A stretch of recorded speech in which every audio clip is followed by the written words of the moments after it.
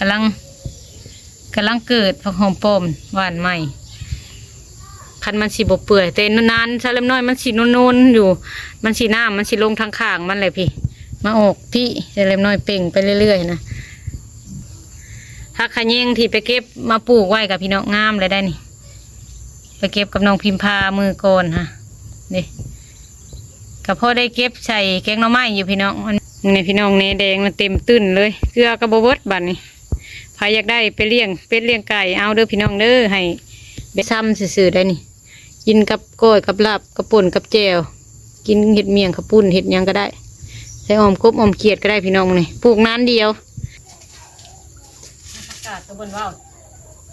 ผักกาดที่เขาหวานย้ำป่นพี่น้องเลย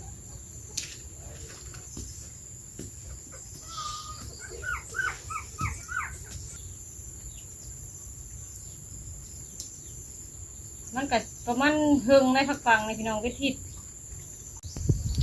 โดยกับสบายดีและสวัสดีเด้อพ่อแม่พี่น้องเบิดสุคน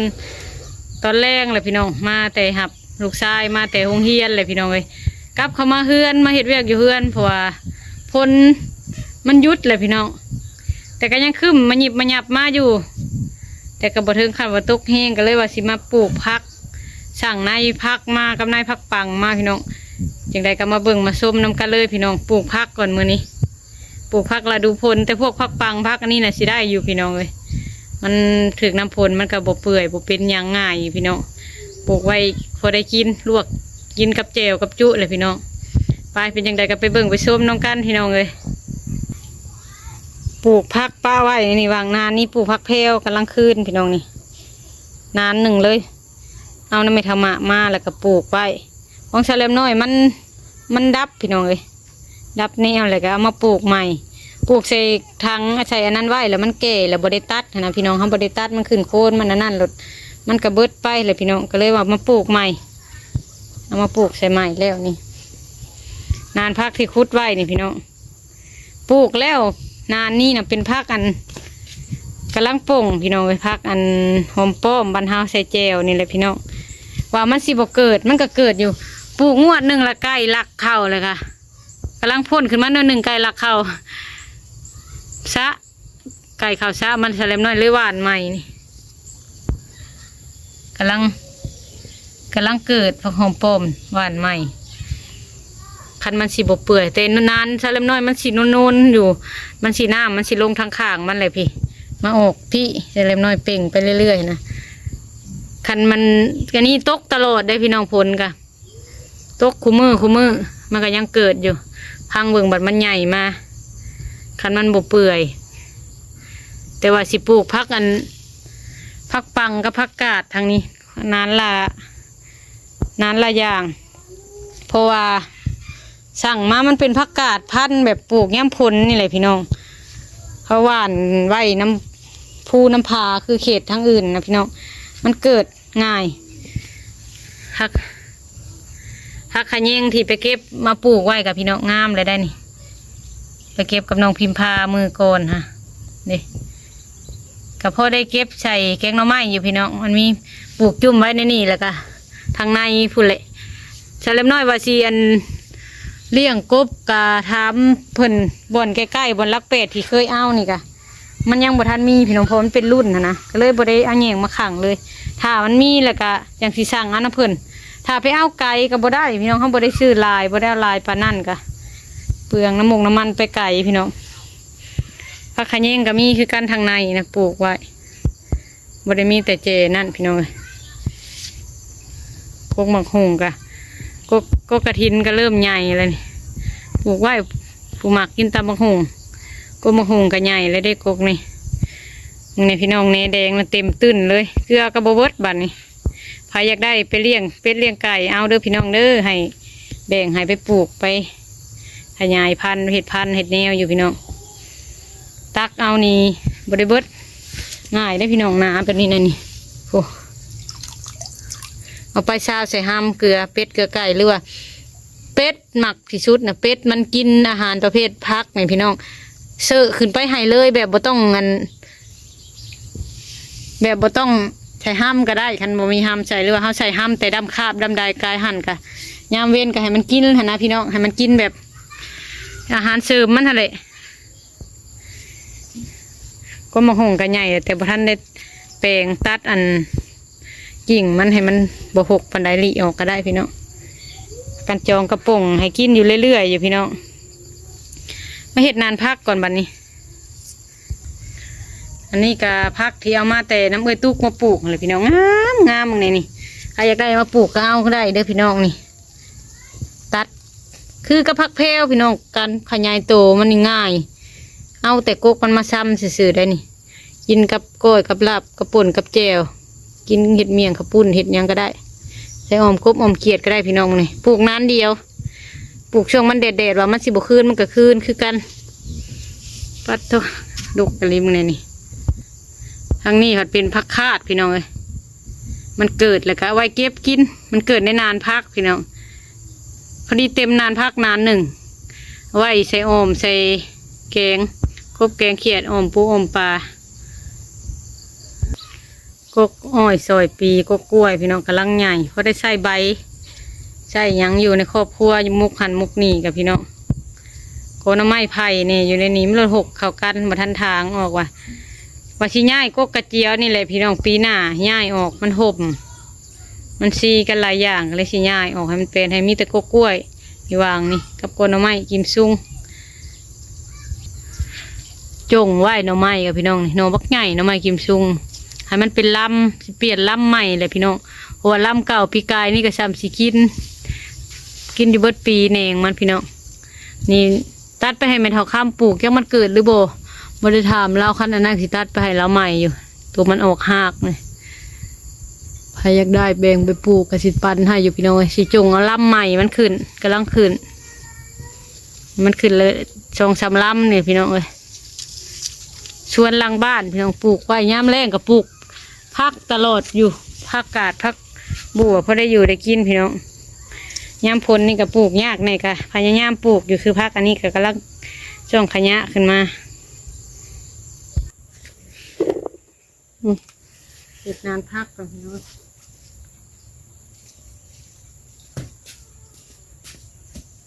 ขาดตัวเขาใส่ก็ตัวนานพักของตัวนี้พี่น้องมันจะพ้วนดินเลย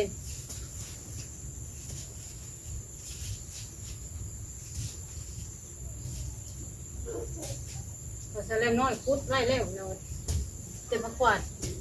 แปลงขึ้นปลูกพักปังพี่น้องตัวนี้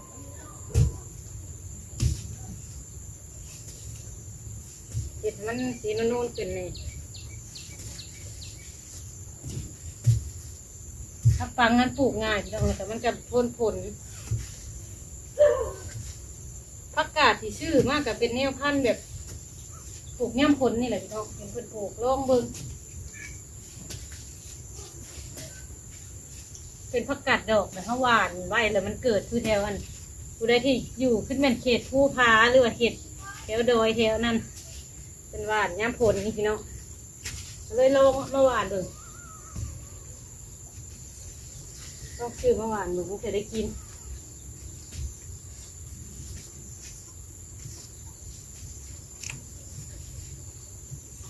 ชวนขึ้นแล้วจ้ะเป็น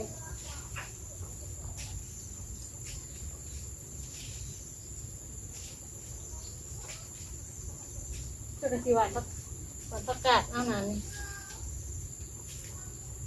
นั่นเลยสิปลูกผักฝังอ่ะ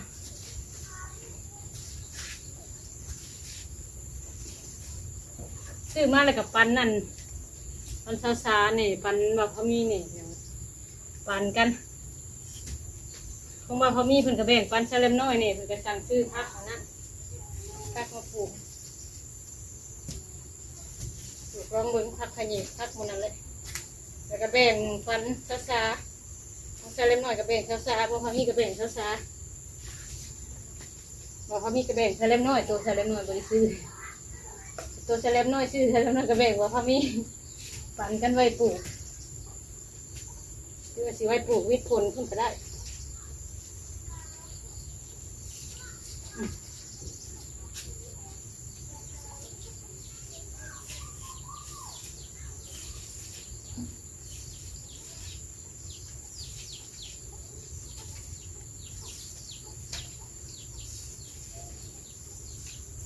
เห็ดน้ำนุ่นไว้นี่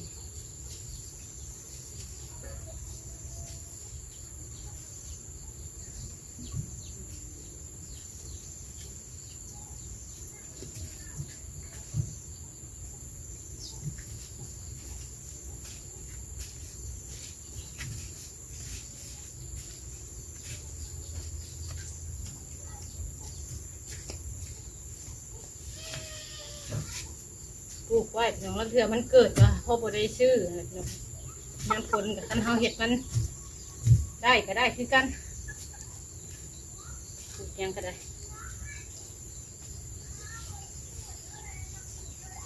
เวลาเป็นปลูกผักขายยามนี่ถึงก็ใส่ตากระเล่นมุ้งอะไรพี่น้องปลูกเป็นเห็ดสวนเห็ดยังนั่นนี่ก็มุ้งผักบางชนิดมันก็บ่ได้มุ้งหมักน้ำกันได้นี่พอเลย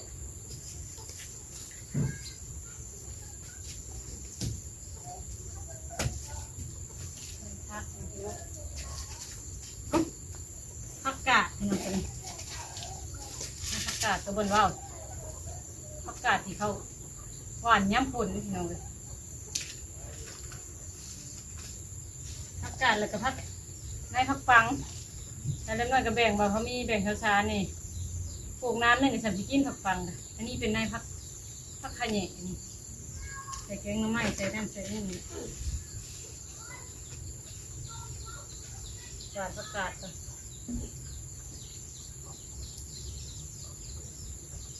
หวานไว้พอได้เก็บกินมันเกิดกันเด็กพอได้ลวกใช้เล็บน้อยก็เคยซื้อมาหวานในพี่น้องเวตะกี้ส่วนปลูกผักอยู่ทั้งนะหวานใช้นานผักบัวไว้หรืออ่ะก็เกิดจุผักอันนี้นะ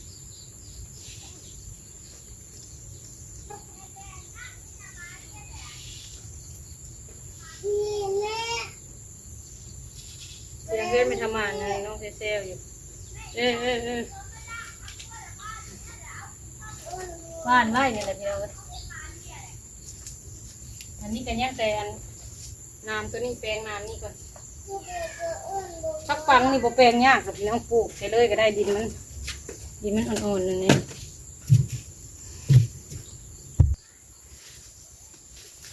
ปลูกพัก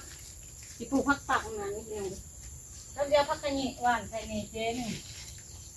ก่อนปลูกกระเจี๊ยบคุมมันไว้ก่อนพักไว้ไปเทไว้เอื้อนพ่อฮะเนี่ยลูกซักลุมไว้แบบนี้พี่น้อง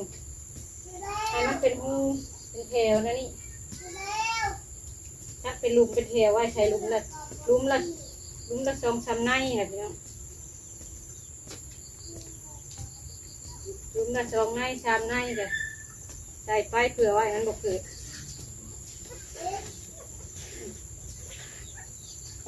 มันลายกันใส่ทีก็ได้วันแรกมันกับเป็นผุ่มไปเองมันพี่น้องเป็นผุ่มเป็นนั่นไปเอง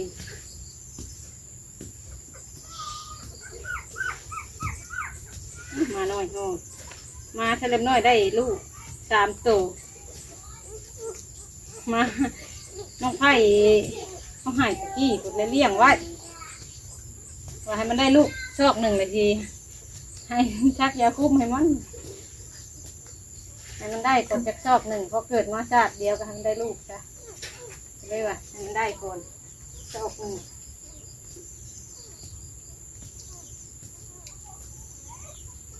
นะเห็ดเป็นลุมไว้เลยค่ะ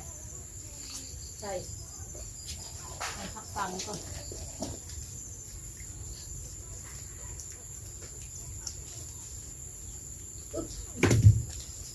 ใส่ผักปังเนาะถุง 1กันใส่จาก2-3 ใน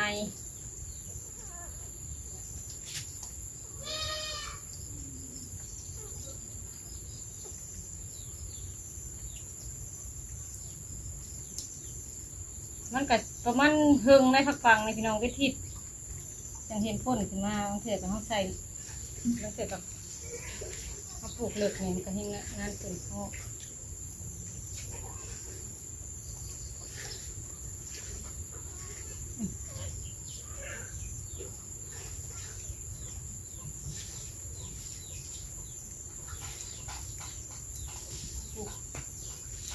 ไว้พี่น้องเขาได้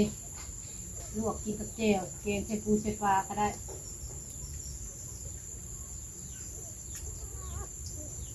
มันคุ้มเฮิงนะพี่น้องปลูกผักฟังคิดว่าเบิดคนกันยันแรกกับฮดก็ได้กินอีกคือเก่า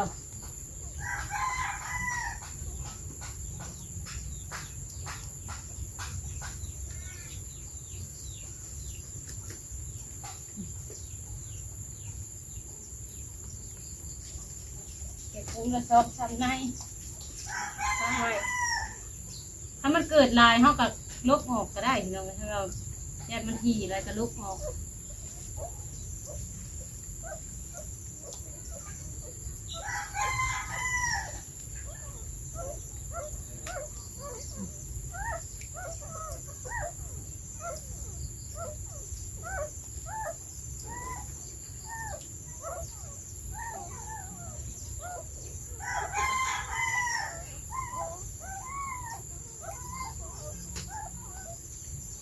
เรื่องจะห้องยังมาหน่อยเนาะ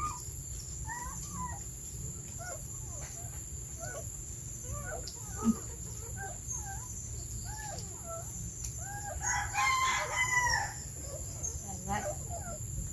มีเรือไปไว้เทวนี้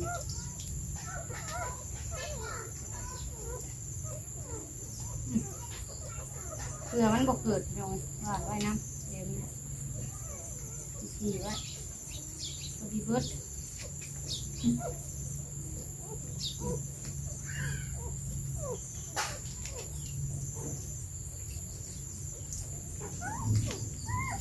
พักเป็นไงกับเป็นไงถึงวันพักเป็นวันใหม่เป็นห้องเฮียงเนาะเป็นห้องเฮียงเนาะ